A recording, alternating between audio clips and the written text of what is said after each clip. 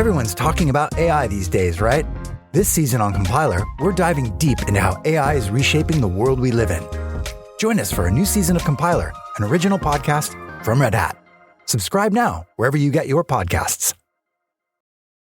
All you homeowners have unique needs. Some feel the need to leave up holiday decorations year-round. Others have the need to use their garage as practice space for their new metal band. And because each homeowner has unique needs, Geico helps you get the right coverage for your home and what's in it. That way, you get exactly what's right for you, even if your needs are unique. Get more with Geico. Coming up on episode 323 of Wheel Bearings, we've got the Subaru Impreza, the Kia EV9. Ram's going to build a midsize pickup in Belvedere. The Ram 1500 gets updated with new engines and an onboard generator. The Nissan has the Safari Z concept. Porsche is going Android in 2025. And Hyundai drops the price on the Ioniq 6. All that and more coming up next.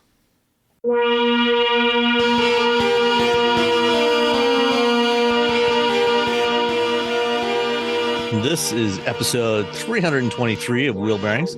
I'm Sam Abu-Al-Samad from Guidehouse Insights. And I am Roberto Baldwin from SAE International. And Nicole is, I think right now she is perhaps traveling on her way back from somewhere, but she's not going to be home until this evening. And it's the end of the year where all the marketing departments have to get they're go trying somewhere. to pack too much stuff in. I've got 2 things this week, another one next week, possibly another one the first week of December. It's just bonkers. I had 2 things last week, a thing this week. Actually, it should be 2 things, but I can't because I'm spending time with family. Actually, 3 things are supposed to happen this coming week, but 2 of them I can't do because of I have plans with family. And then God knows, I don't even know. I haven't even looked at the rest of the month. Don't you just love hearing us talk about things that we can't tell you anything about? Yeah, none of these things I'm allowed to talk about. I'm sorry. Well, I guess I can talk about BMW Test Fest. There you go. I went to Singapore. Singapore is really warm. Yeah. And the food is delicious. Malaysian, Indian, Chinese, all how was together. That? I was in Singapore for a grand total of 50 hours. For like 32 hours of flying or something. 33 hours of flying. But no, it was fine. It was good. It was the thing I did was actually really, really cool. And then I got to walk around Singapore a bit. And then I went to a place. Are you allowed to talk about that one yet, or is that? No, I can't talk about that for a long time. Oh, okay. So sorry, but anyway, right. Singapore is really cool as long as you don't don't break any laws. Yes, that's what I learned. Do not chew gum. Do not spit on the sidewalk. Don't do anything like your parents told you not to do when you were a kid. Yeah, Singapore is essentially your mom, with your dad like waiting back there with a stick. Okay, let's get into it. Well, since you were spent most of the week flying back and forth between here and Singapore, I guess you didn't have anything to drive, right? No, I didn't. The only thing I drove was my car. Well, I had actually ended up having 2 vehicles to drive. When I got back from Japan, I picked up a Subaru Impreza at the airport, and then on Monday, I got an email. They have there's very few Kia EV9s in the U.S. yet, but because I'm on the jury for North American Car Truck of the Year, they wanted to make sure all the jurors had a chance to spend some time with the EV9, so they were offering up some 1-day loans. So I got an EV9 for 1 day, which worked out well. So let's start with the Impreza. It's been a while since I drove a gas-powered Subaru, and I've always liked the Subaru Boxer engines. I like the sound that they make. I will hear someone drive by with a WRX or STI, and I get so nostalgic over my WRX. They have a very specific sound, and then the regular Subarus have a very specific sound. Yeah. So this is very much a regular Subaru. not not a WRX or an STI or anything. This is your basic Subaru commuter car.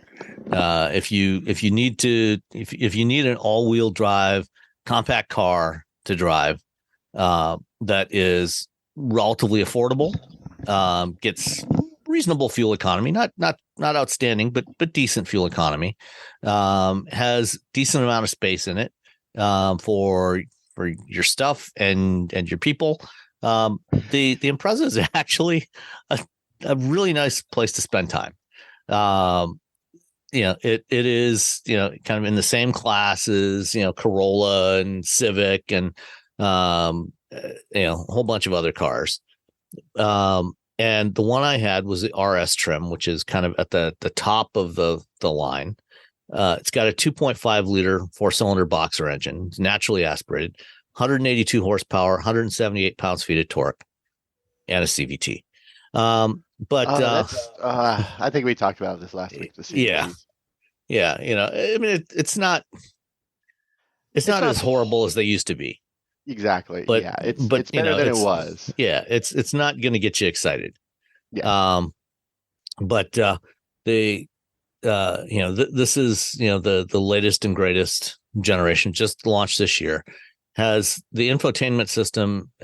We talked last week. I think you had. Forget which one did you have last week? The Crosstrek. You had the Crosstrek. So this is kind of the same thing, but in a more car-like fashion rather than sort of a pseudo crossover fashion.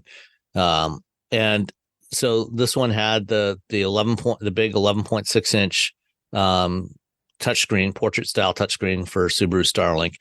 The base models, as we mentioned last week, have two separate screens for reasons that are probably slightly cheaper to do it that way, I guess. But they had a bunch of extra screens from before. Throw them in the cars. But if you can stay away from the base model and get the 11.5 inch screen, that's probably a better choice. It's gonna look better. It's gonna be a little less cluttered. The Starlink infotainment is fine. It's not the worst I've seen. It's reasonably responsive, but it does support Apple CarPlay and Android Auto both wirelessly, so that's good. The RS that I had the EyeSight driver assist system, so that rather than using a radar sensor, it uses a pair of stereo cameras on the front, mounted by the mirror, that are looking forward and give some depth perception. So it can do adaptive cruise control, forward collision alert, that sort of thing. Plus, it's got blind spot monitoring and all the other stuff that we typically expect on most new cars now. There's the interior of Subarus, or at least the Impreza, is it doesn't feel particularly premium. If you get into this and then you get into a Mazda 3, you will not mistake the two. The Mazda 3 Subarus are very utilitarian. Yes. Like Mazda and Hyundai are like, look how nice this is. And Subaru's like, this is what you get. You're driving a car. Don't bother us. Yeah. The surfaces are hard plastics. Most of them are fairly nicely textured, but you touch them, it doesn't feel premium. It doesn't look particularly premium, but it's fine. Because the Impreza starts, I think, at something like $25,000, if I recall. The base is 23. Oh, 23. Okay. 23. And for that 23 drive.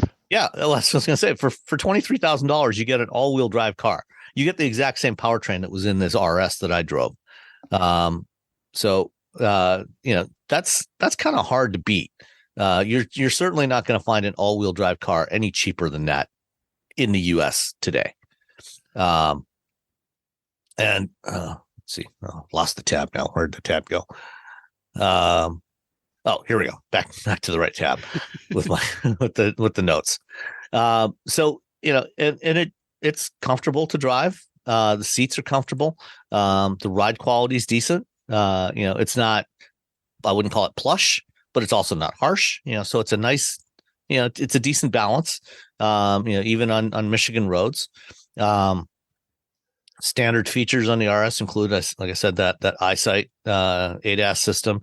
It's got auto stop start, which actually works pretty well. It restarts pretty quickly and smoothly. There's active torque vectoring, and overall, that's a nice basic car to drive. And if you can afford something in the mid-20s, this is a something you should really consider, especially if you live somewhere where you get winter weather, or you get a lot of inclement weather. Having that all-wheel drive, that standard all-wheel drive, definitely helps. You're not going to get quite as much ground clearance on this one as you will with the Crosstrek. So if you live somewhere like, say, Colorado, where you get deeper snow, you might want to consider stepping up to the Crosstrek or an actual SUV. But for most drivers, like here in Michigan, for example, the amount of snow we typically get, the all-wheel drive will give you the traction you want. And as long as the snow is not too deep, so you're not going to get bottomed out, and then it's fine. It works really well. So, and if you are so inclined, the RS also has paddles on the back of the steering wheel to simulate an 8-speed automatic that you can toggle through. So there's some pre-programmed ratios for the CVT, but nobody's going to do that. It's kind of pointless. I usually try them out, just to see, how quickly it shifts, and, it shifts reasonably quickly, but, nobody actually ever uses that after you, the first day or two, it's like, okay, fine, it can do that. I'm not going to mess with it anymore. So the Impreza RS that I had, basically, pretty much loaded, all in, came to $28,975, which, given the equipment that you get on this and all-wheel drive and reasonable performance, that's not a bad deal. That's a pretty good deal. Because, like I said, there's not that many cars in this class that offer all-wheel drive, at any price point. So it's definitely worth considering. I think the only, I think I said this last week with the Crosstrek, was if Subaru were just to throw an EV powertrain in this and just leave the car exactly the same, everything else the same, like the Kona or the i4, you just like, boom, now it's an EV and now it's $5,000 more. These things would be flying off the shelves. In a way, that's kind of what they did with the Solterra, though. Except it's taller, it's a bit taller, it's a bit larger, and it's not very efficient. You'd have to find a way to do it and keep it reasonably energy efficient. Yeah, and I guess the lower roof line of the Impreza would probably help there. I think this is a little more aerodynamic than the Solterra is. So that probably wouldn't be a bad choice. 250 miles with an Impreza. Yeah, I'd be stoked. I would buy one. I like other outside of the CVT. I like everything in Subaru's lineup. Just everything is just like, here's a car, goes off road, it's got all-wheel drive. You throw a bike or a surfboard. Hey, you know what? Throw your dogs in the back. We love dogs. It's got, like, on the base level, it has dual climate control.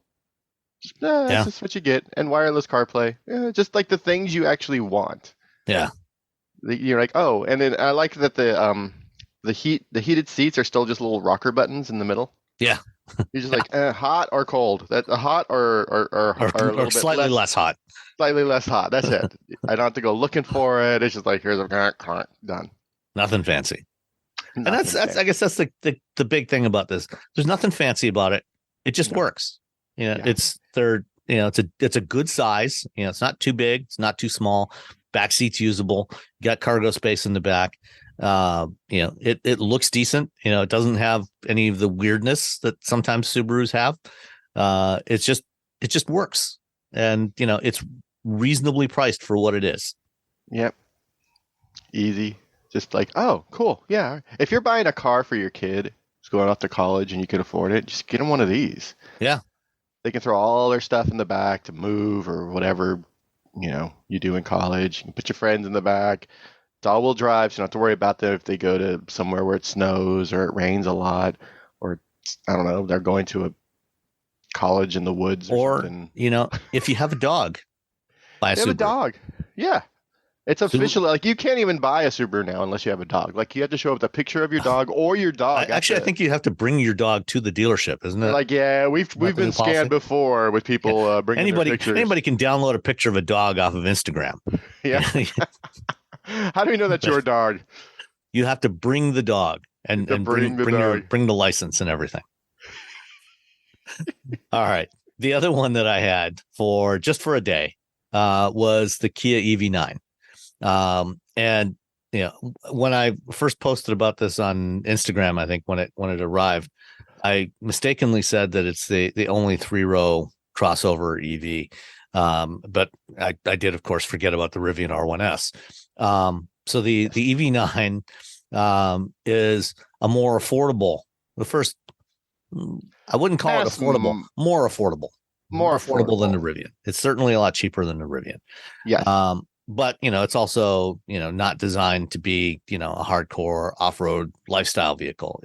This is very much intended to be a mainstream electric alternative to Ford Explorer, Toyota Highlander, Kia Telluride, and any number of other 3-row crossovers that are out there, VW Atlas, things like that.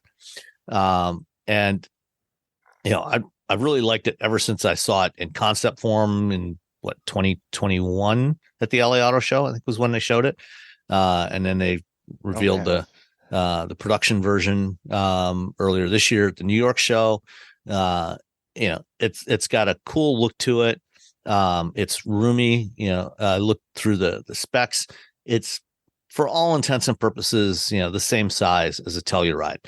It has like half a cubic foot less of cargo space, but about the same amount of passenger volume for the 3 rows. You can put a couple of people in that 3rd row without too much difficulty. The 3rd row is kind of in between what you would find in a regular Toyota Highlander and a Grand Highlander. Not as roomy as a Grand Highlander, but better than a standard Highlander. The one that I had was the top of the line GT line, which sticker price on that is $73,900. But I think you can, if you decide you don't need the black wheels and all of the other details that are on the GT line, getting something like the Wind all-wheel drive, it's $10,000 less. And it's got the same performance, same 379 horsepower. The GT line does have more torque, so you get 443 foot-pounds of torque in the Wind and the Land all-wheel drive, 516 in the GT line. You don't really need that extra 50 pounds. You don't need that. It's not going to make a difference. What are you doing? Yeah. So frankly, I think, for most people, I haven't driven the rear-wheel drive version yet, which is 201 horsepower. That might actually be enough because of the torque you have for most people's needs. But the all-wheel drive, the Wind or the Land all-wheel drive, for 63,000, starting at 64,000, is probably a better choice for most people. And the base version, the light rear-wheel drive, which has a smaller battery and 230 miles of range. So the other models all have a 99.8 kilowatt hour battery. The Light gets a 76.1 kilowatt hour battery. That one starts at 55,000. For now, the EV9 is still built in Korea, but sometime in mid 2024 they will start production of it at the Kia plant in West Point, Georgia. At which point it will be fully eligible for the IRA tax credits. For now, if you lease one, Kia is doing the pass through of the tax credit on leases as a commercial vehicle sale. So you can get a much better deal on a lease at the moment than if you buy. And that's probably the best choice. And frankly, I really like driving this thing. They're really nice. I had the Korean one, and I was like, I know there's some things that are it's not going to be as sporty, and the suspension's going to be a bit softer. But I was like, this is really nice. Yeah, it was great to drive, and not it's not as efficient as the smaller cars like the Ioniq 5 or the EV6, but it's also got a lot more frontal area and it's bigger and heavier. But it averaged, I used it to drive mostly highway driving at 75 miles an hour to an event I was going to on Wednesday, and it was averaging 2.8 miles per kilowatt hour, which is about what I've gotten with an EV6 doing the same thing in the past. So with an all-wheel drive EV6. So, it's not that bad. It's rated at 270 miles for the GT line of range. The wind and the land are rated at 280, and the light rear wheel drive with the big battery is 304 miles. There's really only one complaint I have about this car. Dun dun dun. Can you guess what it might be? I don't know. So there, as with most cars, as with most EVs, there's a stop start button on here, which some EV manufacturers like Tesla and Lucid and others don't have. They just don't bother with a stop start button. You just get in, if you've got the key fob on you, you put it into, hit drive and go. Kia decided to have a start stop button. In most cases, including on the EV6, this is usually mounted somewhere on the dash where you can see it and reach it. On the EV9, for some reason, they have a stalk on the right-hand side of the steering wheel, which has, you twist the end to put it, to go from park to drive. You twist it one way, you twist it the other way to go to reverse. The stock, aside from the end of it, you twist, the stock is fixed in place. So it's not like a turn signal stock or a wiper stock or anything. It's fixed in place. And on the inboard end of that stock is the start stop button. So you kind of have to reach around the steering wheel to hit this button. It's in a very awkward location. And, I commented about that online, and James Bell from Kia said, you get used to it after a while. I don't know. I think you get used to everything after a while, whether you like it or not. It's still a less than ideal location. I don't know what they were thinking putting it there. I've never seen any other manufacturer put their start stop button in such a location. But you only do that once every drive. So, the rest of the time driving is great. 5,000 pounds towing capability. You're probably only going to get about, depending on the trailer, maybe 150 miles doing that range. But the one that I had, the GT line, had the second row captain's chairs, so it's 6 passenger, but you can also get it with a second row bench for 7 passengers. And it charges very quickly. It'll charge at 240 kilowatts because it's the eGMP platform. So it'll go from 10 to 80% in under 25 minutes on a suitable charger. I charged it from just about 50% state of charge. And when I got to the Electrify America charger, and it charged at 165 kilowatts for a while. So that was pretty quick. If you're starting from a lower state of charge, it will charge from 240 kilowatts. But for quick one day with it, I was really impressed. And there's also even a sort of a frunk in there. It's a little bit bigger than what you find in the other Kias and Hyundais, which basically have a little compartment that's just big enough to hold your charging cable. This one does have I think about 3 cubic feet of space in the front. So not bad. It's not great, but it's not bad. You can stash some other stuff in there. Your laptop. Yeah. Your laptop bag. Yeah. Or you just put that inside the car. You don't really need that. But yeah, I really liked it, for one day. No, I really like the EV9. It's tough when you see the ID Buzz. You're like, oh, well, it's going to be here next year, and you're just like, all right, the EV9 is cool looking, but doesn't have that nostalgia that the Buzz has, and it's not a van. But also, you're like, well, I got just as much, and it's probably going to be cheaper, and I can get that in a few months.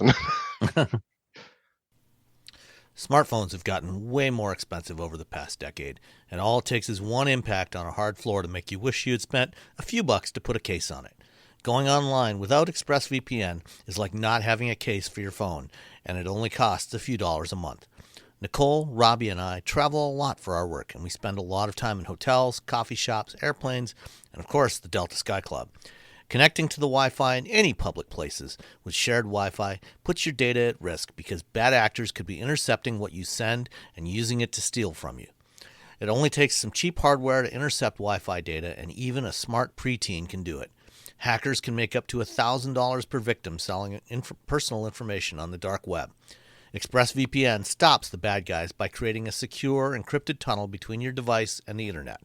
ExpressVPN uses state-of-the-art encryption that would take a supercomputer up to 1 billion years to crack.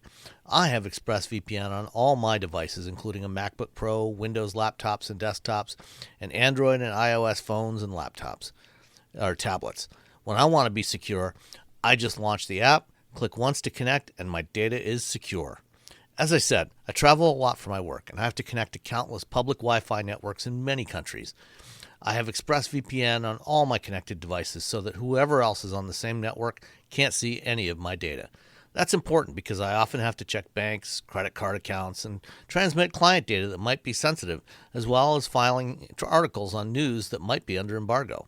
ExpressVPN protects all of it, and I've been paying for my own account for years. Secure your online data today by visiting expressvpn.com/wheelbearings. That's expressvpn.com/wheelbearings, and you can get an extra 4 months for free. expressvpn.com/wheelbearings.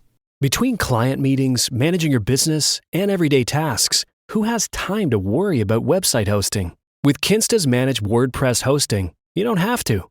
They handle the technical stuff, delivering lightning-fast load times, enterprise-grade security, and 24/7 365 human-only support. Simply switching to Kinsta could make your site up to 200% faster. Kinsta's custom dashboard makes managing sites easy, with powerful features designed to save you time and effort. Plus, their free expert-led migrations ensure a smooth transition. Ready to see why Kinsta is trusted by thousands of businesses? Get your first month free at kinsta.com. That's KINSTA.com. Kinsta. Simply better hosting. Everyone's talking about AI these days, right? This season on Compiler, we're diving deep into how AI is reshaping the world we live in. Join us for a new season of Compiler, an original podcast from Red Hat. Subscribe now wherever you get your podcasts. Did you know you can support Wheel Bearings directly? Head to patreon.com/wheelbearingsmedia and you can become a patron today.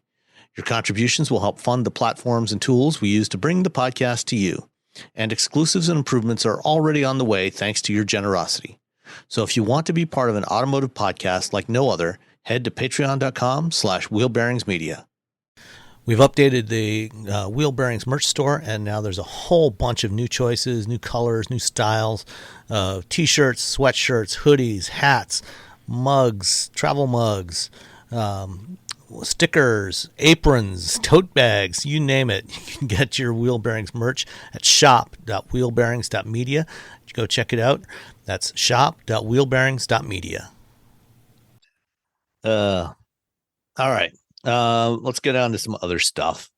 So, last week, as of the time we're recording this, all three of the Detroit automakers have got tentative agreements with their with the UAW for new contracts, and they're all going back to work.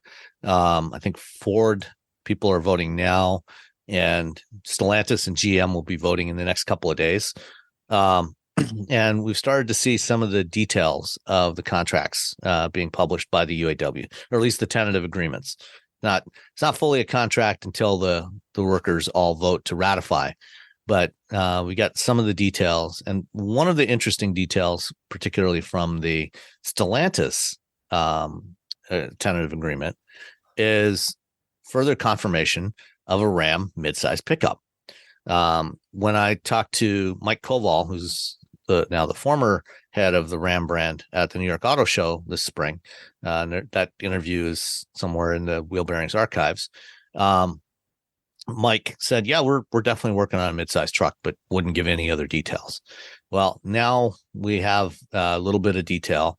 The contract includes, commitments from Stellantis for $19 billion in investments in production through the 4.5 years of the contract. And the first one listed on here is the Belvidere assembly plant, which was recently idled. That was where they were building the Jeep Cherokee. It was idled earlier this year. And that was actually where UAW President Sean Fain started his career, working on the line at Belvidere. And coming in 2027, which is a long way out, is an all-new midsize truck, projected at 80 to 100,000 units to be built at Belvidere. Rampage. Well, no, the Rampage is a compact. Oh, yeah. And, I was at a Ram briefing. Yeah, but, everything, a lot of things were compact once upon a time. That's true. I mean, if you compare it to midsize trucks of the 1990s, the Rampage and, the others, would probably qualify as midsize by those standards. But, so what we're talking about here is a truck, similar in size, to the Jeep Gladiator, which is the other midsize truck that Stellantis makes, but it's not really that practical as a pickup, or the Ford Ranger, or Chevy Colorado, GMC Canyon, Toyota Tacoma, Nissan Frontier. That's the market we're talking about here. So a Ram midsize pickup truck coming in 2027. Some other things that are coming. Let's see, for Toledo, where they build the Wrangler and the Gladiator. The current generation JL Wrangler continues until at least 2028, wow. As does that's for both the Wrangler and Gladiator. So no all new Wrangler until then. The plug-in hybrids are getting an upgrade in 2025, and that includes a plug-in hybrid Gladiator in 2025. Oh, cool. The new generation Wrangler in 2028 will include a BEV and something that is referred to in here as REPB. And this is an acronym. This is a Stellantis acronym that back in 2021, June of 2021, did you watch the Stellantis EV Day that they had? Oh, gosh, probably. I mean, what else was I doing? Well, one of the things they hinted at then was, they talked about, they're going to do an electric Ram pickup. And at that, that's when they first announced that. And they talked about, a range extended paradigm breaker. And I think that's what this REPB stands for. And we'll come back to this in a few minutes because paradigm breaker. Yeah. So it's not quite like a plug-in hybrid, although it kind is. Of. It's a plug-in series hybrid. We'll come back to this in a few minutes. Yeah. Let's see what else. In 2027, the Warren truck plant, where they build the Ram 1500 Classic, which is the previous generation Ram. That continues through 2024, but it's also where they build the Jeep Wagoneer and Grand Wagoneer. In 2025, there will be an REPB Wagoneer, so that's this range extended version of Wagoneer on the Stella frame platform. In 2027, there's going to be a BEV Wagoneer, so a full battery electric version of the Wagoneer and Grand Wagoneer coming in 2027. And then Sterling Heights Assembly, where they build the current generation Ram 1500, the newer Ram 1500s. Those are getting an update for 2024.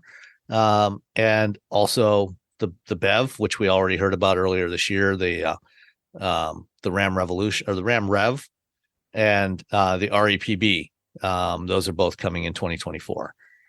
And then there's also battery electric Dodge Durango coming in 2026. And new generation Grand Cherokee, including a battery electric version in 2027.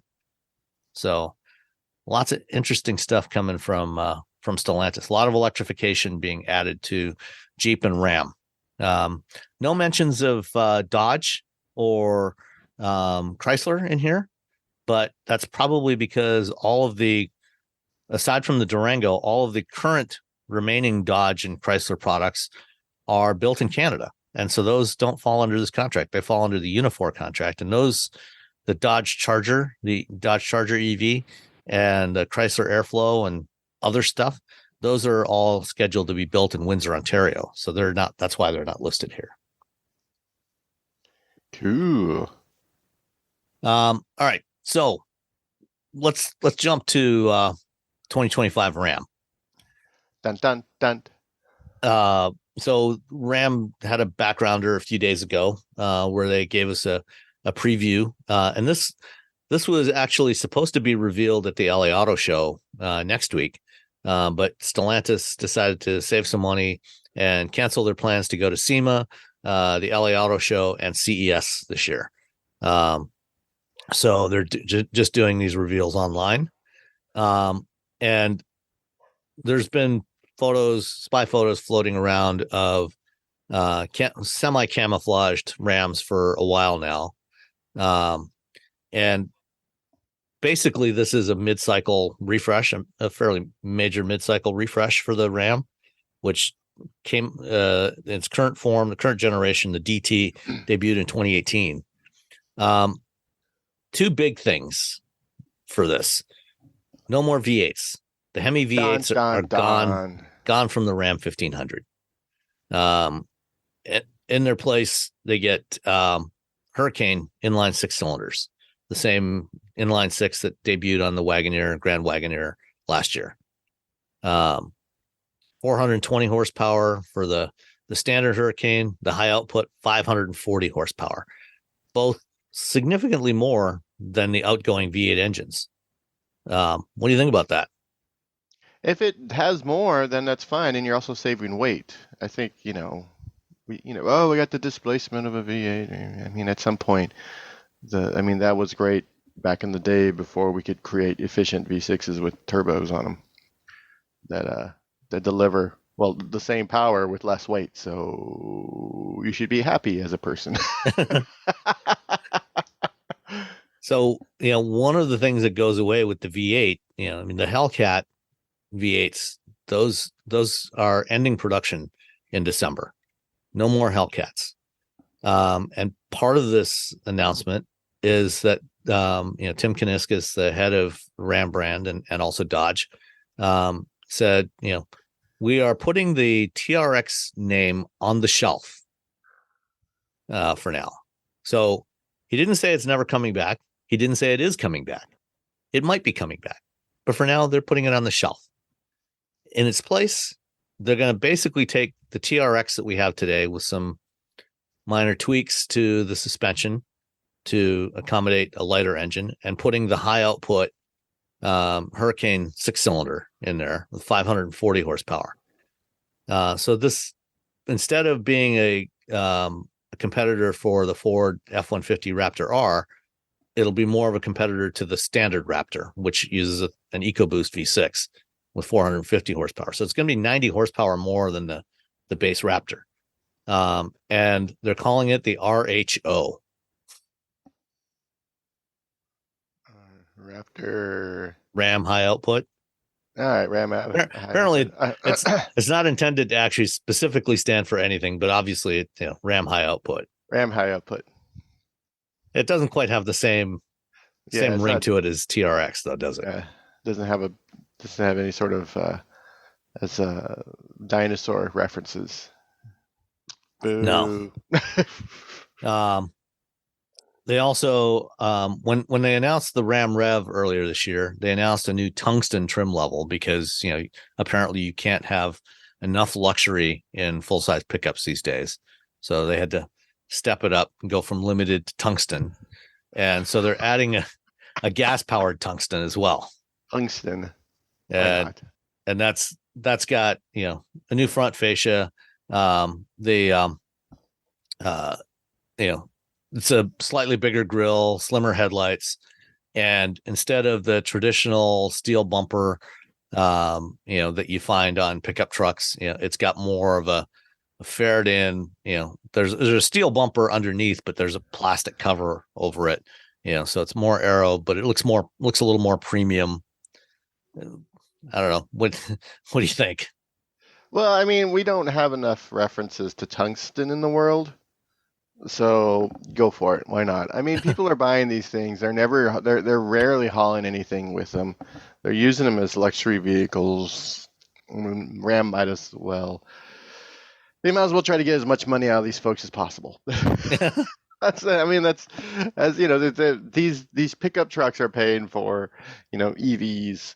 Down the line. This is the last hurrahs for a lot of these automakers, Ford, Chevy, or Ford, GM, Stellantis. They're going to try to sell as many of these like high profit margin pickup trucks as possible. And so throwing some more fancy things on a truck and giving it a wacky name, that's good business, to be honest. Because people are going to buy it. I mean, yeah, some people definitely will. And there's a lot of profit margin in these high end trucks. They're probably the incremental cost to build this versus say a Lariat, is maybe, I don't know, $7,000, and they charge like $30,000 more for it. Yes. So it's a big pile of cash. Yeah. So refreshed regular gas Rams, new engines. They still have the classic Pentastar V6 as the base engine in these, but probably the vast majority of these will be sold with the Hurricane inline six, which is way more powerful than the V8s, and should give a little bit better fuel economy, give you an extra 2, maybe 3 miles per gallon compared to the Hemis. So these are going to be coming early, like in Q1 of 2024. So a few months from now. Later in the year, about the same time as the Ram Rev arrives, there will be something called the Ram 1500 Ramcharger, which is only a little bit redundant.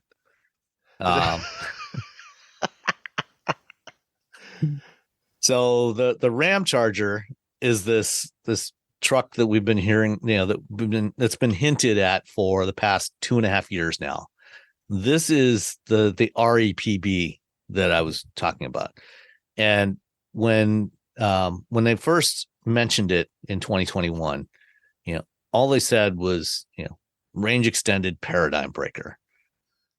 But they didn't give us any details on exactly what that means. Well, now we know what it means. They actually showed us the chassis of this thing.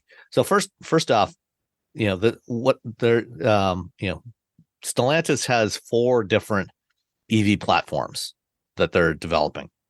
There's 3 car/crossover platforms: Stella Small, Stella Mid, and Stella Large, which are refer to the sizes of the vehicles, the size of the batteries, and performance, and so on. The Stella Small stuff is pretty much only for Europe. We're not. I don't think at least right now. There's no plans for any Stella Small vehicles in North America. But we will get. Not even the Fiat 500. That's Stella Medium or something. That's a good question. I think that might actually predate the Stella Small architecture. Yeah, because they've been. That's still an older architecture. Okay. That's okay. It's like the Bolt. Yeah. So right now there's nothing confirmed on Stella Small for North America. The first Stella Small vehicle is the Jeep Avenger that they launched earlier this year. The little crossover EV crossover that they launched for Jeep in Europe. Mm-hmm. But there's no plans to bring that to North America. We will get Stella Mid and Stella Large vehicles, and the first of the Stella Large vehicles are going to be that Charger, and also the Jeep Wagoneer S that's coming. And it's not the Jeep Recon. I'm not sure if that's a Stella Large or a Stella Mid, but we'll find out sometime next year. But the Stella, the fourth one is the Stella Frame. This is for body on frame vehicles, and so this kind of goes kind of halfway in between what Ford did with the Lightning and what GM did with their Ultium full-size trucks. So on the Lightning, Ford has a unique frame for the EVs because it's got to support this big battery. But the frame rails are still the same width as they are on the gas F-150s, which limits the size of the battery. That's why the extended range F-150 only has a 130 kilowatt hour battery pack. So it limits the size of the battery you can put in there. GM with theirs, with the Silverado and the Hummer and the Sierra, they basically threw away the frame entirely. And they've got a unibody architecture that has integrated frame rails that are pushed out to the outer perimeter of the trucks. And so that allowed them to put in a much wider battery. And so that's why they can put in a battery with 212 kilowatt hours in the Silverado and Hummer and Sierra. But there's no separate frame on those trucks. Stellantis kept a separate frame like Ford, but they created a unique frame setup. So on the gas Ram 1500s, if you look at the frame rails basically go straight back all the way from the front bumper to the rear bumper. They run completely parallel to each other, and they're fully boxed and everything, but they run parallel to each other. On the Stella frame, once you get past the front wheels, the frame rails actually turn outwards and go out towards the outer perimeter, and then cut back in ahead of the rear axle. So now you have that same kind of width in between the frame rails that you have, or close to the same width that GM has on the Ultium trucks. So they can put much larger batteries in there. So that's where, on the Ram Rev that they unveiled in April, they can have a battery that's up to 229 kilowatt hours in there. So they've got two battery sizes in the Rev, 168 and 229 kilowatt hours for 350 and 500 miles of range, respectively. The Ramcharger uses a version of that frame, but instead of that 168 kilowatt hour battery, they have a 92 kilowatt hour battery. But wait for it. And then behind that battery, there's a 27-gallon gas tank. And sitting on top of the front motor, so it still has the same two electric motors that you have on the Rev for like 630 horsepower, if I can recall correctly. 663. 663. Yes, you're right. And 615 foot-pounds of torque. But sitting on top of the front motor, you will find a 3.6 liter Pentastar V6 that is not in any way mechanically connected to any of the wheels. They're bolted to the back of that, where it would normally be bolted up to a transmission. There's just a generator that produces 130 kilowatts continuous, 190 kilowatts peak, and acts as a range extender. So running on just the battery, the Ramcharger will run about 145 miles on electricity, which will suit most people's needs just fine on a daily basis. Around town, chillaxing, hitting even for somebody that's using it as a work truck, that's going to meet most commercial customers' needs just fine, because most of the time, these things are not driving hundreds of miles to a job site.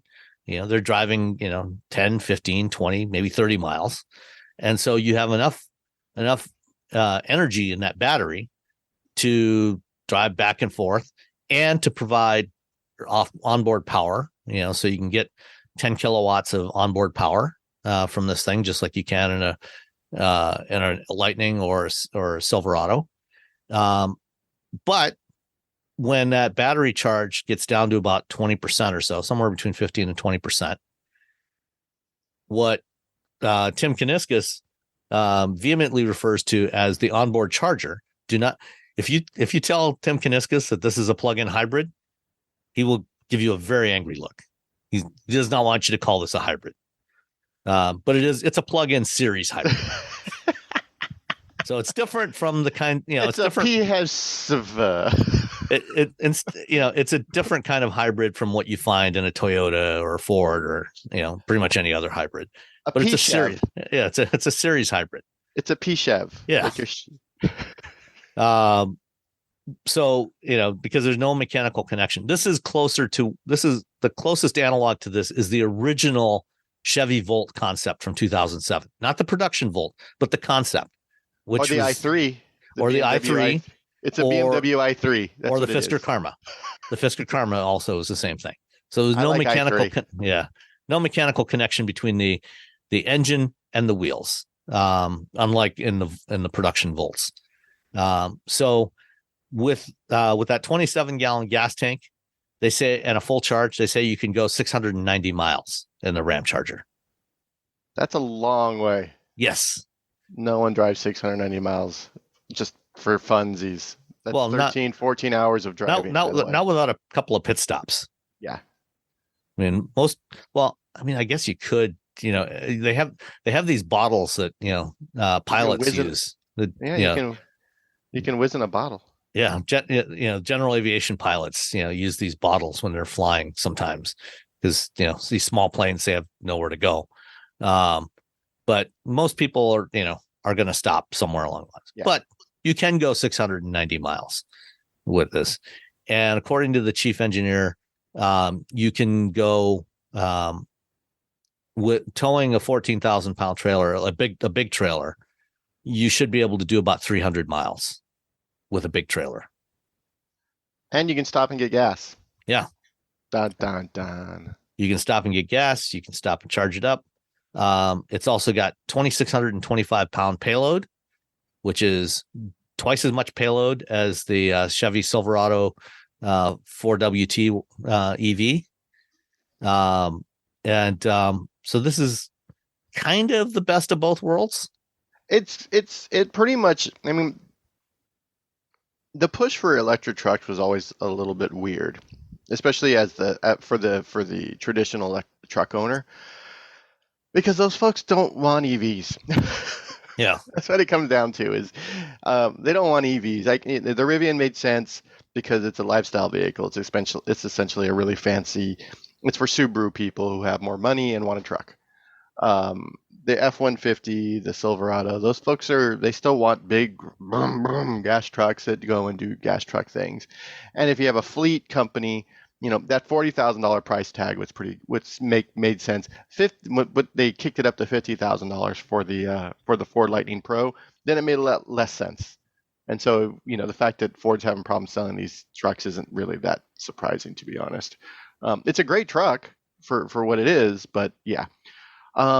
This, on the other hand, even though, most people who probably buy this will never tow 14,000 pounds or do the thing that they think they're going to do with this truck, this makes more sense. Whether or not they'll sell a lot of them is yet to be seen, just because the people can be like, well, if I don't have to buy this, I can still buy a regular Ram, 1500 and be fine. But if they do think, well, I can get this and I can drive around town and EV mode, 90% of the time I'm going to be driving around in EV mode. Eventually the truck's going to turn on because now my gas is old.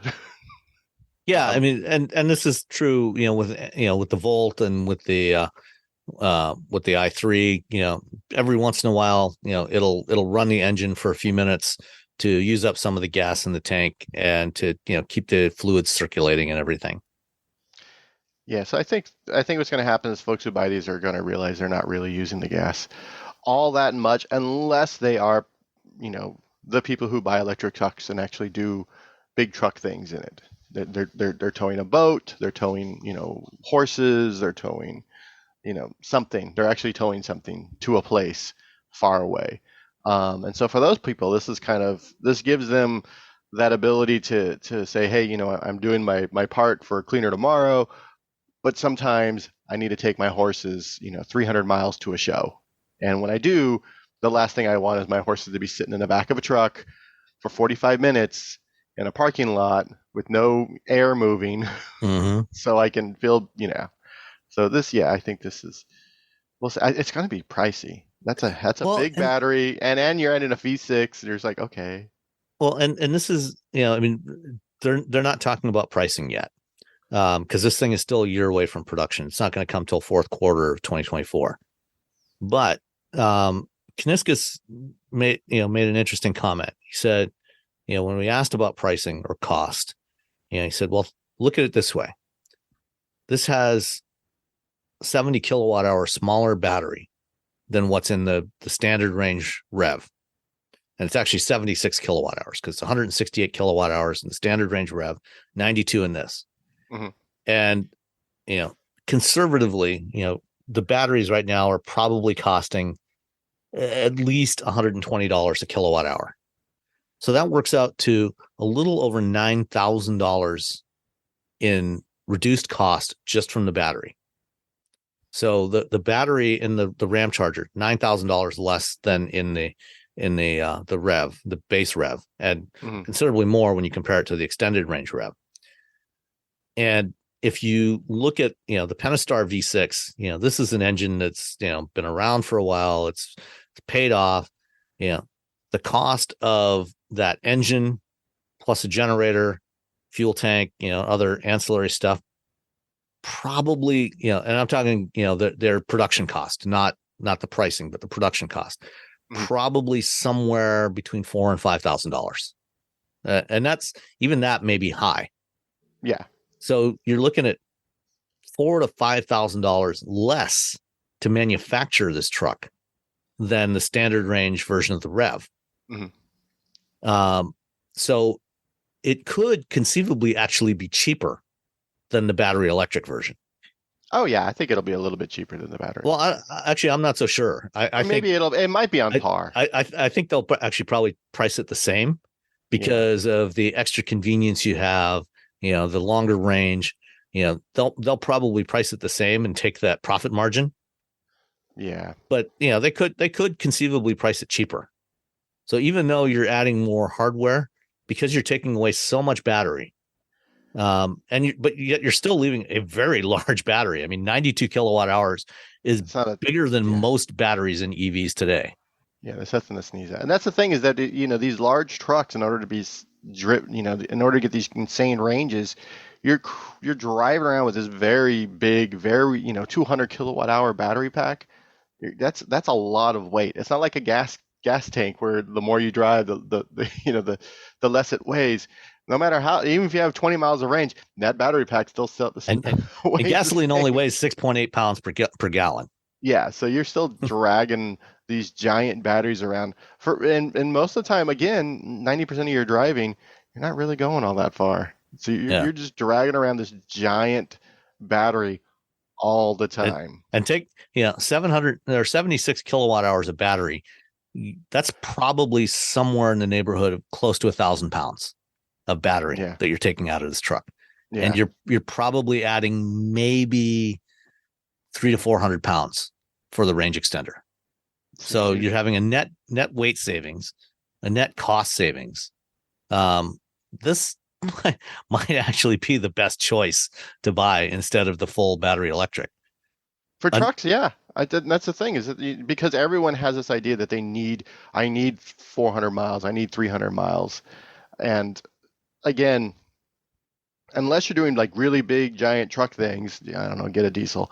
But you probably don't need all that. So this makes a lot more sense. I think it's going to be easier to sell to truck people, to be honest. Yeah. Because they're like, well, it still has a V6 in it. And what they're going to find out is they're going to buy a home charger. They're going to realize it's way cheaper to drive this thing in EV mode all the time, except when they go to the lake, or they have to they go to the dump or whatever. I guess the dump wouldn't be hundreds of miles away. But depends what you're dumping. I know that. There you go. Bodies. If you're dumping bodies, you want to get as far away from your home as possible. But yeah, so I think they're going to realize like, oh, it's so much cheaper to drive this. Plus, it still looks like my Ram. Plus, when people are like, oh, you can't charge it. Yeah, I can. I can charge 14. Or I'm sorry, you can't tow. I can tow 1,400 pounds or 14,000 pounds. Sorry, and go almost 700 miles. So yeah, I think this is going to be an easier sell for the truck folks. I think it makes a lot more sense for truck folks, especially when you're, again, the 200 kilowatt hour battery packs are just ridiculous as far as I'm concerned.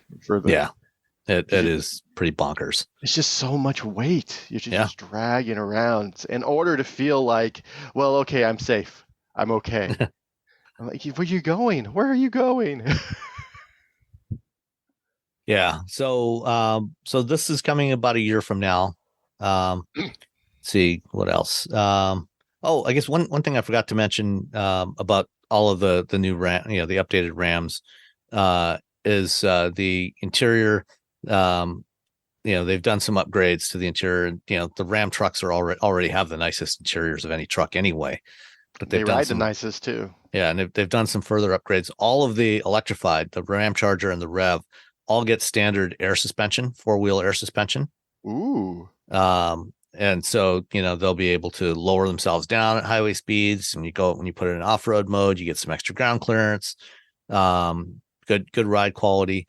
And they have a new 14.5-inch display. So the standard display now for the Uconnect 5 system is the 12-inch that was optional before. And that's been upgraded with higher resolution. And then the larger 14.5-inch display is even bigger, but it still has dedicated buttons on either side for the climate control. Yay. There's 6 USB ports at the bottom of the center stack, 3 USB A's and 3 USB C's, plus another 4 in the rear seat. So you can charge all the stuff. Everything you've ever wanted to charge. Just take it out to your Ramcharger. Yeah, and they'll have their name.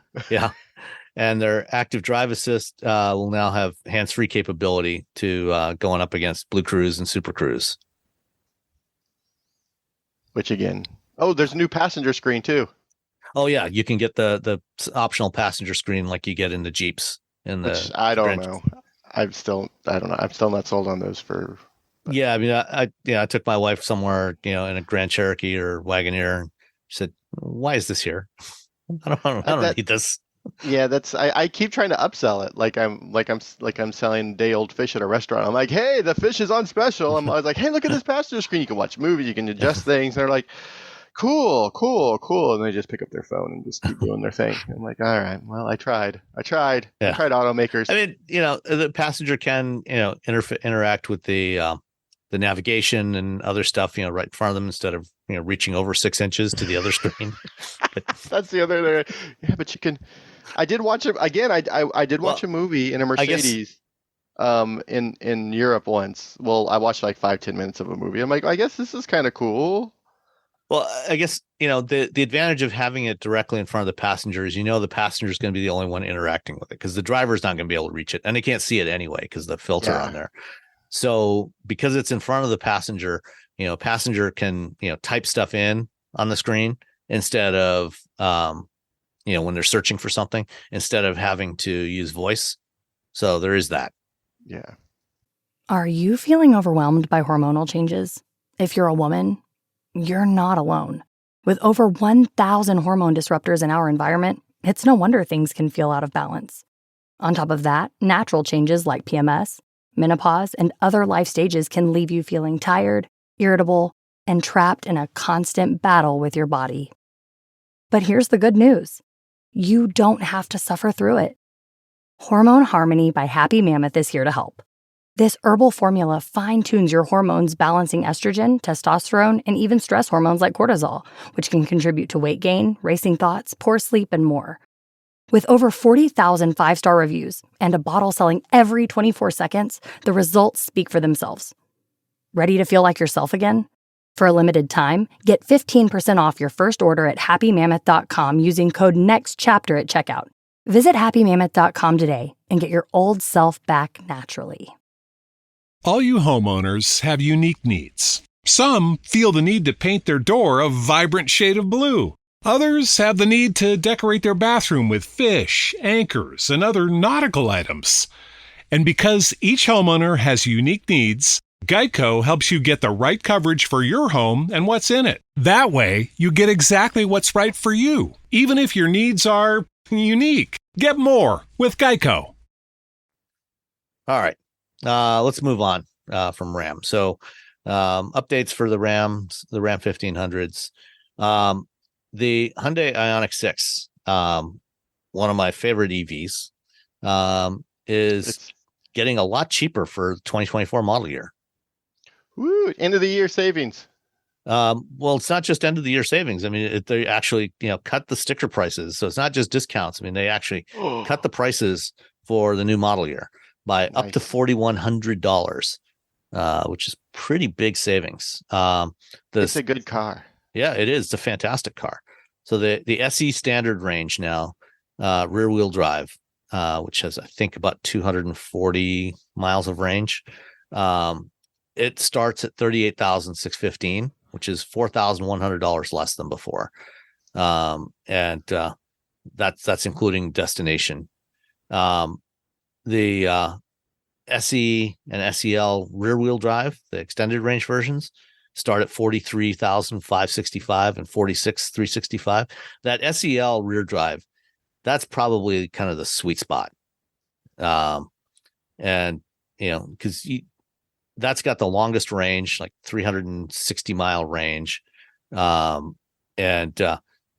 got most of the features, pretty much all the features you're really going to want. You can get the limited, but it's got less range because it's got the bigger wheels. If you need all-wheel drive, those are available too for an extra $2,500. I think that SEL rear-wheel drive is kind of the sweet spot here. And what's great, Hyundai makes money on its EVs. Yeah. I actually asked them, we're like, well, yeah, they're like, no, we're making money on our EVs. We're not. Which is kind of a rarity in this business, at least for legacy automakers. Like, we don't know what everyone else is doing, but we're making money. Yeah. Now, whether they're still making money at these new prices, I don't know, but making less money? Yeah. Fewer monies? Yeah. Well, we'll see. They don't seem concerned. Yeah. When I talk to them, they're like, that's fine. Okay. Porsche. They're part of the Volkswagen Group. A few years ago, VW consolidated all their software engineers from across the entire group into a new business unit called Cariad that's going to do software for all the different VW Group brands, including Porsche. Yeah, that's not working out so well. It's been a mess. You could say that. They've changed CEOs a couple times. They've changed most of their management. They're about to lay off 2,000 people from Cariad.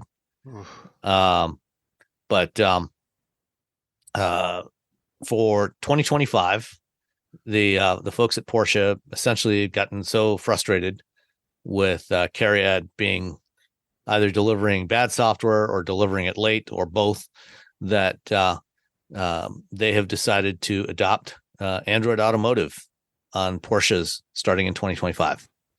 Dun, dun, dun. So you will have Google Maps, Google Assistant, the Google Play Store, all that stuff with a Porsche skin on it in your 2025 Porsche. It's like when Apple decided to drop PowerPC for Intel. Like, they're like, we can't, come on, IBM. It was IBM and Motorola. Like, come on, guys, let's get together. And they just kept falling further and further behind because everyone else was on Intel. They're like, fine.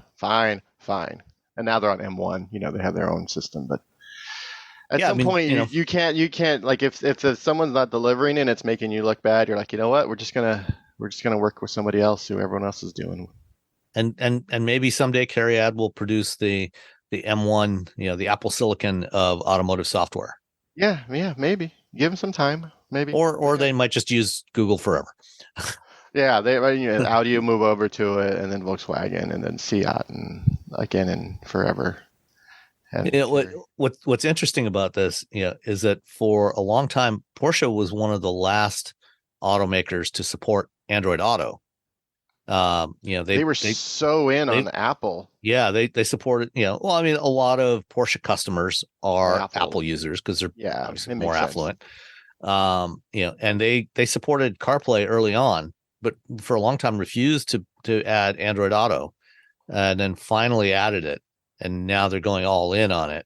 Yeah, and when was it last year? I think at Apple's Worldwide Developer Conference, when they showed this next generation version of CarPlay that would run across all the screens in the car and everything, and control your cluster and all that stuff. I think one of the logos that they put up there was Porsche, and a lot of people were expecting Porsche to probably be one of the first brands to adopt that, but no, they're going with Android Automotive. So well, first, I mean, I think the biggest problem is Apple's really difficult to deal with. Yes, just if you're a developer, if you're a hardware maker, Apple is just notoriously difficult to deal with. I've talked to a couple automakers who, like, a couple of people at a couple automakers who I can't say who and what automakers, but dealing with Apple, they're like, well, yeah. They're just, and I worked in tech for so long, and you understand that Apple's just, they want it a very certain way, and it can be, it's a lot, I think, for some of these automakers to sort of like give up that much to Apple, which, Apple is difficult to deal with because then Apple makes your iPhone and you're like, oh, everything just works. That's why Apple's difficult to deal with, because their name's going to be on it and they want it to work as well as your iPhone or your Mac or whatever. It's tightly integrated. Mm-hmm. And if you're like, well, but I can just put Android Automotive in here and then just skin it. All right, I'll just do that. Yeah. And you get a lot more flexibility with Google. Yeah. Plus you get Google Maps, which everyone is using. I mean, I've been using Apple Maps more and more because I've found that Google Maps has become bad over the last like 6 months to a year.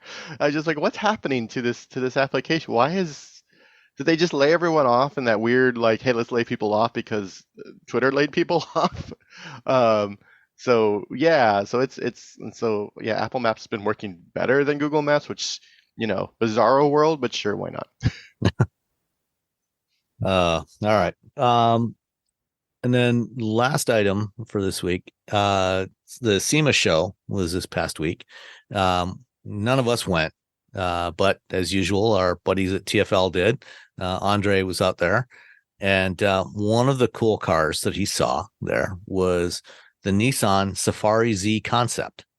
So when I was in Japan, when we toured the Nissan Heritage Center, where they have all kinds of classic Nissan vehicles, including a lot of vehicles from their motorsports history, one of the cars that we saw there was the 240Z that won the East Africa Safari Rally in 1973. And it's pretty banged up, and I'll include a link to a photo of it, but you can see it, Robbie. You can see it in the show notes there. The original, the one that actually won the rally, is still in Japan. But a couple of years back, some folks from Nissan built a replica of it, and then now they have built a new Z concept that is inspired by that original. So it's got kind of the same lighting setup, same color scheme, same livery. It's been lifted a couple of inches. It's on big wheels and tires. And it would actually be really cool to be able to at least drive this thing. I think it would be a lot of fun because, the new Z is awesome. Mm-hmm. I'd love to have a chance to try this thing, running across the desert in this thing. And I wonder if they will actually offer a production version of this, because so many other companies are building, even Lamborghini's got an off-road version of the Huracan. Yeah, I think, I would want them to, but I think Nissan is still not 100% out of the woods financially, whereas Lamborghini, they've got Urus money. Yeah, that's true. They get big piles of Urus money, so they can make 12 of those. But it's still cool. I mean, I like anything that's been safari'd out. I wanted the Safari out that X-Type, and then I realized I don't care about the X-Type. So I still have that thing. God, I got to get rid of it. I think that was my end of year thing, was get rid of that X-Type. Donate it somewhere. I think I'm just gonna give it to my neighbor, to be honest. I think I'm just gonna fix it, pay some stuff off, and then just trade him for, like, I don't know, a sandwich or a burrito or a burrito sandwich, maybe some plate of cookies. I don't know. Yeah, so this thing's on. They made some custom 17-inch wheels that are styled the same as the ones on the original car, the original rally car, and you've got some Yokohama Geolander mud terrain tires, and skid plates and everything. So, yeah, it'd be pretty cool to check this thing out, to try this out. Oh yeah, it's totally build your own. Yeah, start your own rally thing. All right, let's do some listener stuff here. Speaking of which, I want to say hi to my neighbor that said hi to me yesterday and said that he's been listening to the show for a couple of years now. And thank you for that. And thanks to all the listeners that are supporting us on Patreon. And don't forget, you can get your Wheel Bearings swag, your t-shirts and phone cases on Cotton Bureau now. And you can, if you go to shop.wheelbearings.media, you can it'll take you directly to the Cotton Bureau page with all our stuff. And I just added another design the other day that somebody had was messing around with DALL-E and got a little Kia hatchback loaded up with mulch. So that one's available now as well, if for those that are interested. So we got some fun designs on there, and we'll keep adding stuff to there as we go along. More mulch related t-shirts. Yes. Although I had to buy a bunch of sand yesterday because I'm putting like a trail, like pavers, bricks. I don't know what they're called. Pathway, walkway. Yeah, like a little walkway, and I had to buy a bunch of sand and throw it in the back of the Kona. It's very heavy. I hurt myself. Well, maybe is that what hurt your back? No, I was hurt before that. I just kept doing it anyway. I'm like, this has to be done because next weekend I won't be here. All right. So first one, and this is a long multi-part one. This is from Vic from Ontario, and I meant to include this one last week, and I could not find the email. And Vic was nice enough to send another email reminding me. So I found the text of this one. So starting off, in our October 1st episode, you talked about your less than stellar experience with the Cruise self-driving vehicles. And this was when I was in Austin in September. Seems like they still are quite a bit off the mark. However, they could adjust their business model, target audience, and increase revenue. They should market their business not as a taxi service, but more as an entertainment venue. It would make a great drinking game. You and 4 of your friends book the ride to a time insensitive destination, i.e. a nightclub that does not close until 3 a.m. You all bring along some roadies for the drive. Every time the Cruise Mobile makes an inefficient move, you drink. The more inefficient it is, the more you drink, and the less you have to spend at the bar. You're pre-gaming in your cruise. Yeah. So, or you could use this, when you're going to football game or something, instead of tailgating at the game, take one of these. And this could actually work in Austin. Well, it wouldn't work right now because, Cruise, since this email was originally sent, Cruise had their driverless permit suspended in California. And a couple of days later, they decided to pause all driverless operations nationwide in about 10 cities, including Austin.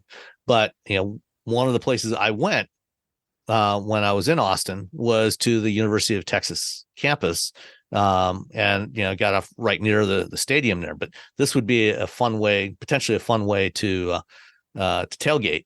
Just have your friends, in the robo-taxi. And it would take you a while to get from downtown, but this could be interesting. Although I think that Cruise and Waymo and others would probably want to discourage this because they don't really want people making a mess inside the cars, because then they got to bring them back to the depot and clean them and everything. A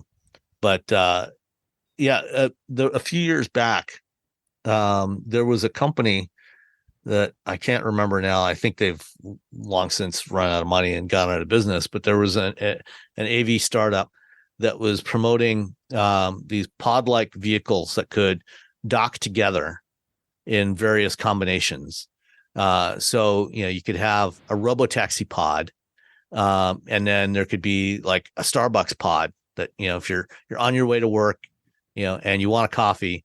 And so one of the Starbucks pods comes along and docks with your robo-taxi pod. You can get your coffee and then it leaves and goes off and docks with another robo-taxi pod. Or you could dock it, if you want to have your workout while you're on your way to work, you could have one that comes along with a treadmill and some other equipment, and you could step into that. This could be a fun idea, as long as you don't get sick in the car. The next part of this, next multi-part comment is related to electric vehicles. I could yell at the clouds here for a while, but I'll try to keep it to a minimum. I do, however, appreciate your factual coverage of the industry, and issues are around lack of infrastructure to fully support this initiative. First, I listened to other podcasts.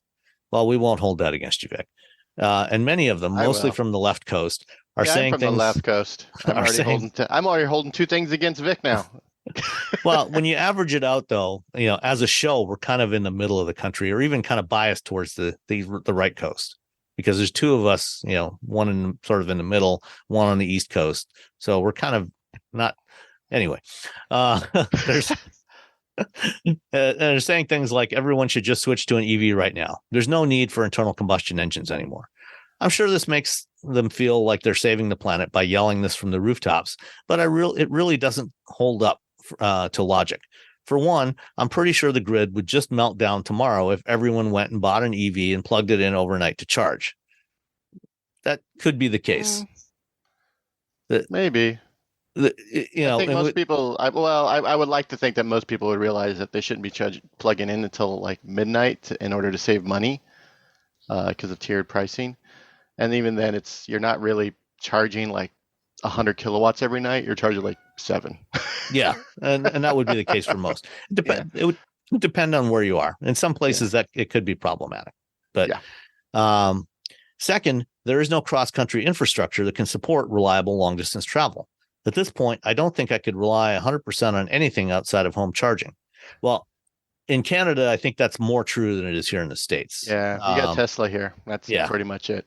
Yeah, the supercharger network and to a lesser degree, other networks. I mean, you can drive across the country. It'll just take you some time.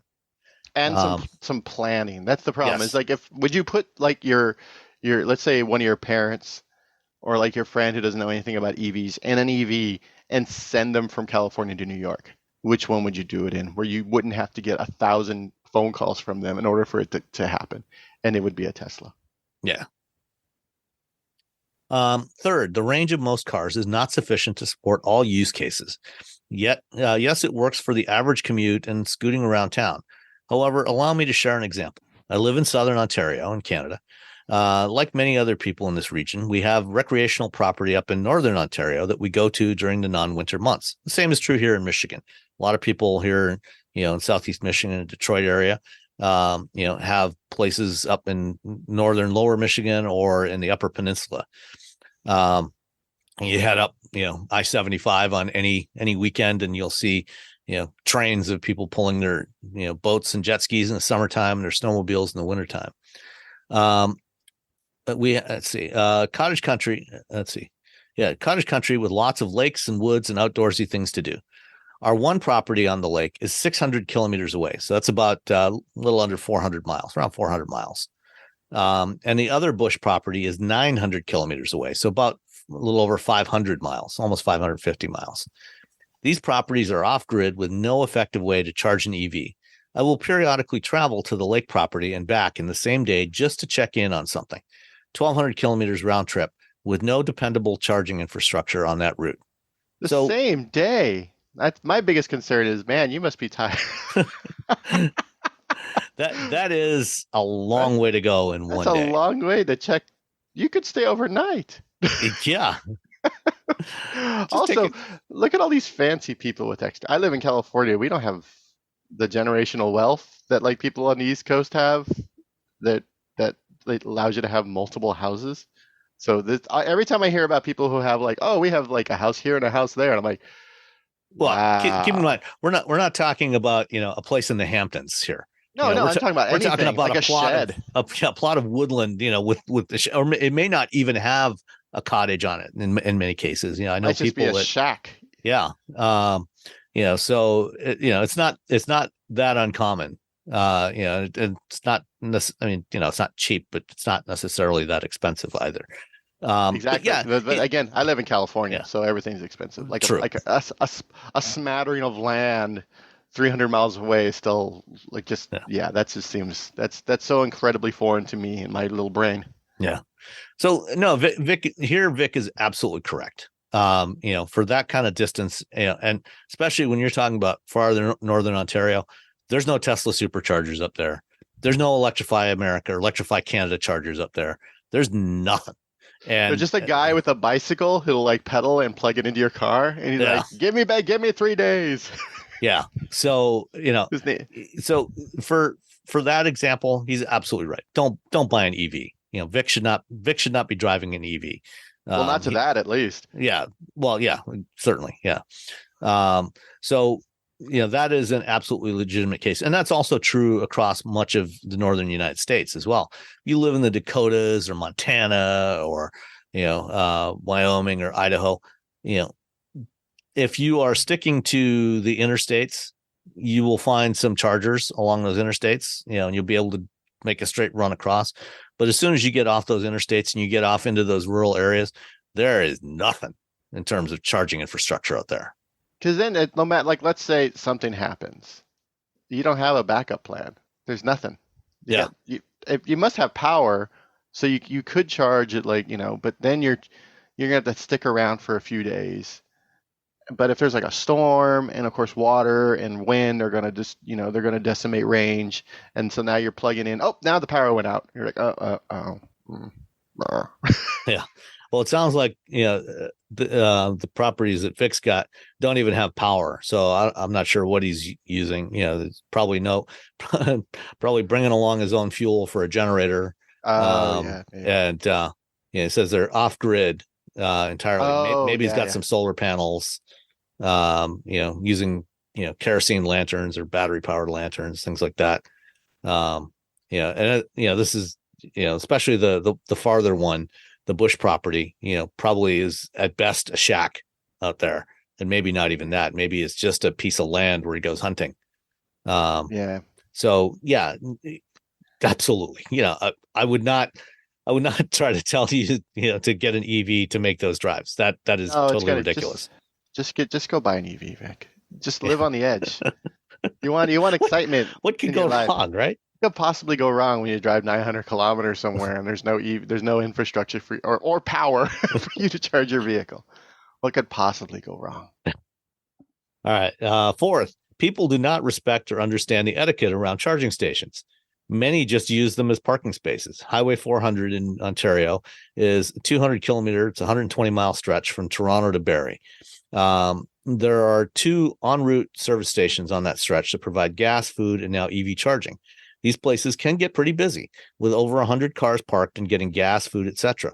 Last time up there, someone with a pickup truck and a boat was parked across all 4 EV charging stations, as that was a convenient place to park. So now that's just people being jerks, and I don't understand why you can't just tow those vehicles. Like every time we're like, oh, there's nothing we can do. I don't know, make something so you can do it. Tow the vehicle. And if I were a tow truck driver, as soon as that went into effect, I would just hang out by EV stations all day.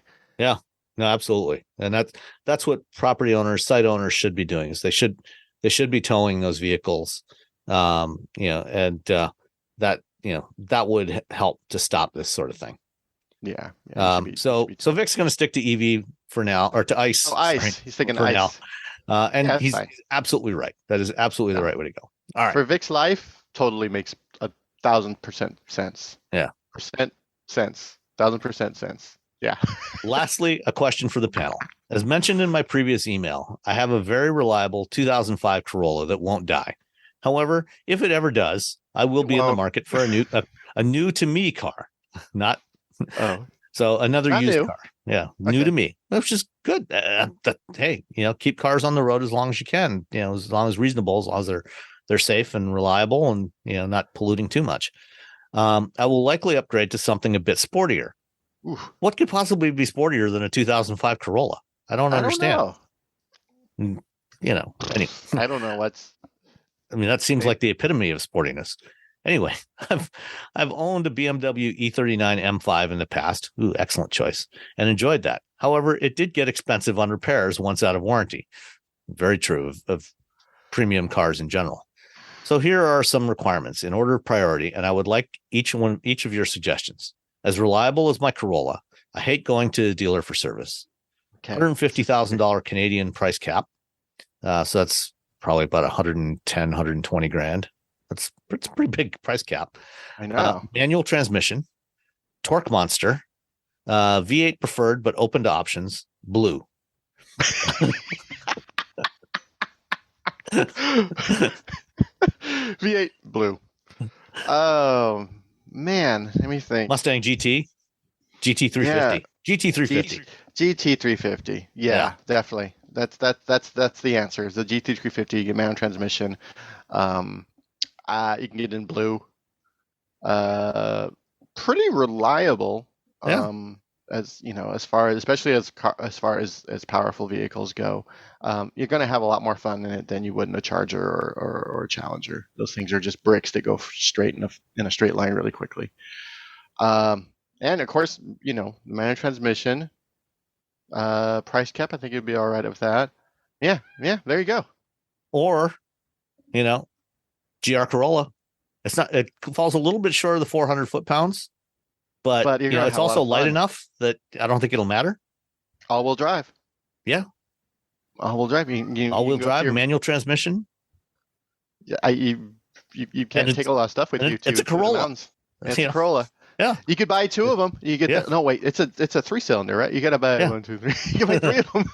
You can shove 3 together. So GR Corolla is the answer, and I believe you can get the GR Corolla in blue. When you can't get it in blue. So 350 GT or GR Corolla, even though the Corolla doesn't have the V8. but open to options. So we're just going to say that. Yeah. No, I think that's the answer, is the GR Corolla. So there you go, Vic. Anytime we can be of help. Finally, from Bryn Berenshausen. Hey, crew. Hope you're all well. Just wanted to share my experience today with Tesla service. Over the weekend, my Model 3 started throwing an error code, unable to charge, maximum charge level reached. I was not able to charge my car at all. As is Tesla's process, I went into the mobile app and scheduled an appointment, but wasn't able to find a spot before mid-December. It is now, I got this email earlier this week, around the beginning of November. So 6 weeks, long time to wait for an appointment for service. So I called down to the service center this morning because it's a serious issue. Not being able to charge is pretty serious. They said I could bring it right in. By the time I got there, they had already run remote diagnostics and determined my pack would need to be replaced. It'll be a refurb, not a brand new one. Thankfully, this is within warranty. Yeah, definitely. Which also meant I could get a loaner car. Within a few minutes, I had dropped my car off, was set up with full app access to a loaner Model Y, and was on my way. This is the kind of ownership experience only a few manufacturers do, and what more should strive to do.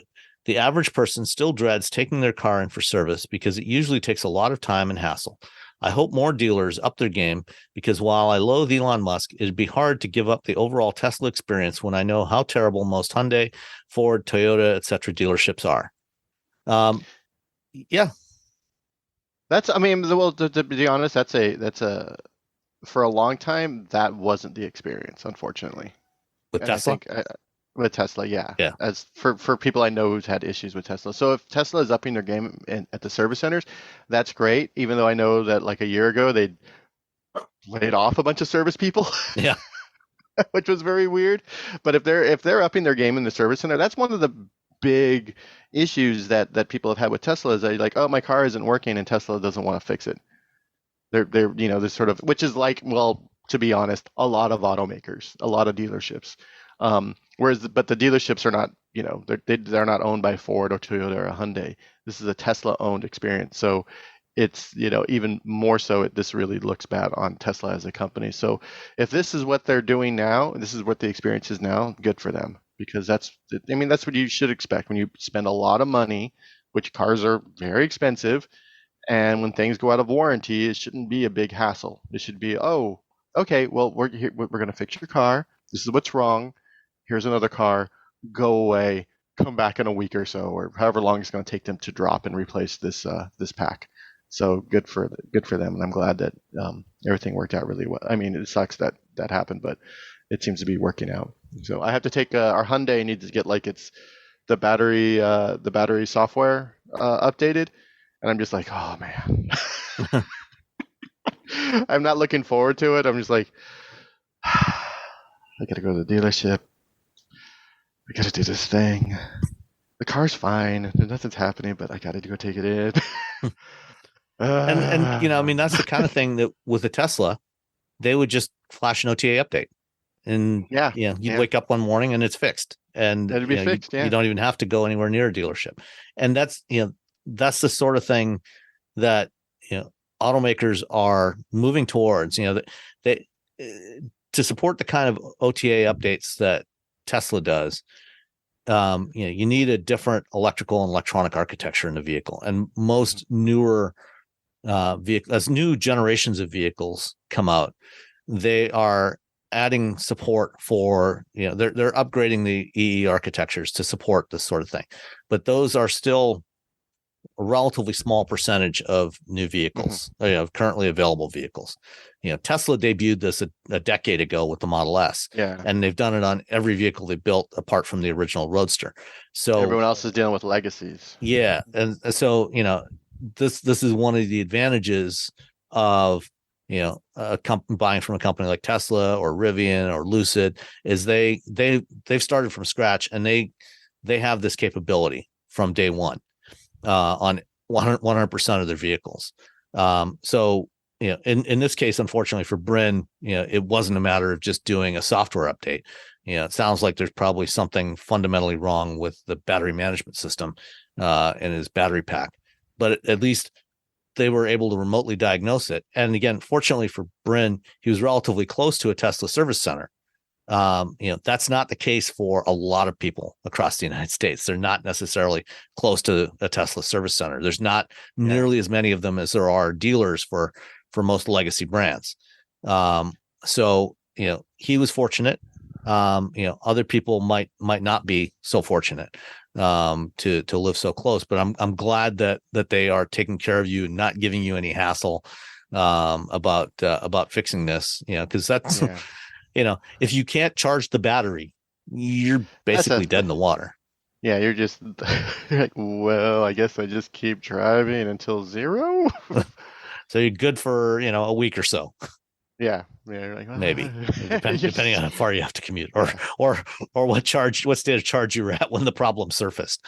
Yeah. So at least he was able to get to a dealer without having to get a flatbed, and they're giving him a loaner to drive while they wait for the new battery to come in. So I'm glad that Tesla's doing that, and more dealers should be doing that. Providing loaners is expensive. It's a very costly thing to do for dealerships and service centers. And that's why most, apart from premium brands, do not do that. So I'm glad you've had a great experience, and hopefully we'll see more manufacturers doing that in the future, providing that kind of service. Yeah, especially when we're talking about the prices of cars. Yeah. I paid so much money. Be nicer to me. Exactly. All right. So that's it for this week. Thanks everybody for listening. Don't forget to get your t-shirts and phone cases at shop.wheelbearings.media. Thanks to all our Patreon supporters. We really appreciate you. And we will talk to you next time. Bye. Everyone's talking about AI these days, right? This season on Compiler, we're diving deep into how AI is reshaping the world we live in. Join us for a new season of Compiler, an original podcast from Red Hat. Subscribe now wherever you get your podcasts.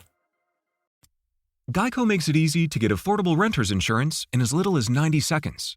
And then you'll start to wonder why everything else isn't so fast. Like, why does it take so long to do the dishes? A meal that's gone in 3 requires 45 minutes worth of dishes. Doesn't make sense. But it does make sense to get renter's insurance through Geico. That way, that pile of dirty dishes and the other things you love are covered. Get more with Geico.